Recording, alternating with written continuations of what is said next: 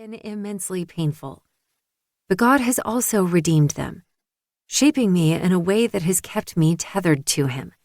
And for that, I wouldn't want it any other way. One day, my friend, the darkness will lift, and the sun will shine again, either in our lifetime or the next.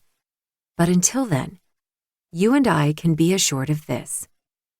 When midnight comes, His mercies will meet us there. Sarah Walton, co-author, Hope When It Hurts. Introduction. Starting our journey.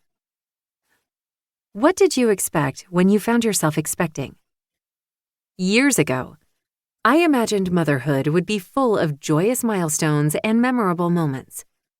What I didn't expect was so much hurt, heartbreak, conflict, and disappointment.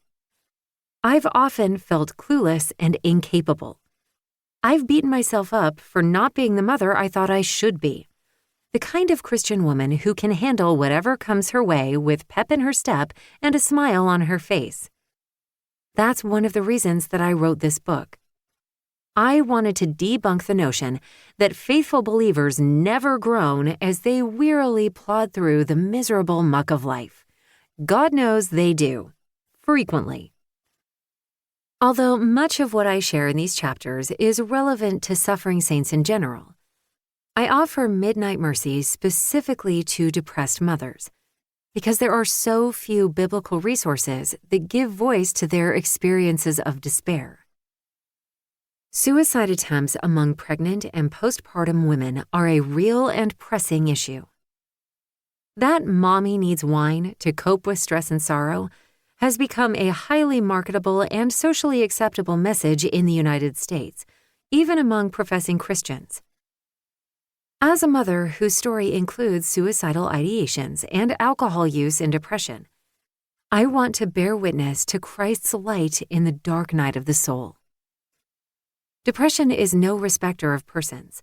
Moms of all ages and stages can find themselves walking through a season of unexpected and lingering misery. So if you're a Christian mother whose world has gone dark, and you feel guilty or ashamed that you can't figure out how to turn the lights back on again, I pray that the Lord will use this book to lift that burden off your back.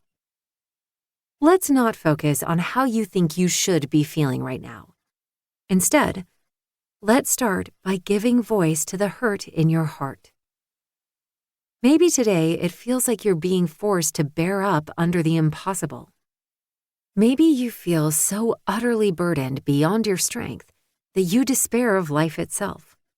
Or maybe you just feel sad and disheartened by the trouble and disappointments you've faced as of late. It's okay to admit where you are right now. It's much more helpful to be honest than to pretend that life isn't hard for you today. The sorrow, pain, and confusion you're going through are hard. You are suffering. Maybe your groans sound like these. I'm misunderstood and mishandled by others. If only I was different, I'd be worthy of love. If God was good, I wouldn't be suffering. I'm a failure and a burden to my family. No matter what I do, nothing changes. I feel like I'm praying to a brick wall. I feel unwanted, unseen, and unclean. My sorrow has swallowed me whole. My life has no meaning or purpose. I should be doing better than this.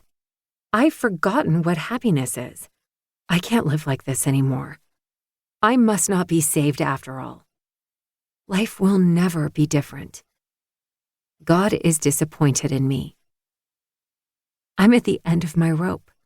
I've ruined everything. The future is bleak. There's no hope.